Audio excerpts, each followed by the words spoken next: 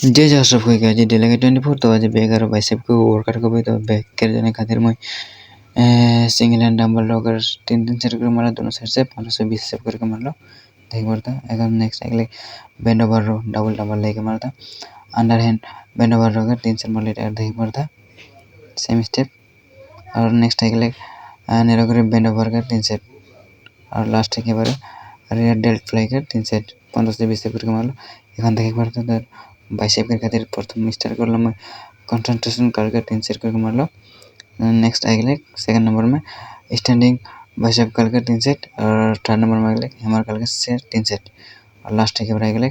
Wall support bicep करके 3 set तो फिलहाल এখন থেকে पड़ता जरूर बताओ बाइसेप का कंडीशन कैसे पहले से और এখন के क्या है डिफरेंस जरूर बताओ गाइस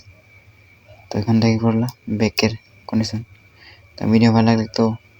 लाइक कर नहीं बोलबा कमेंट भी कर देबा और फॉलो भी करके जाबा तो उतना ही आज के जय जय जय देवासी धन्यवाद।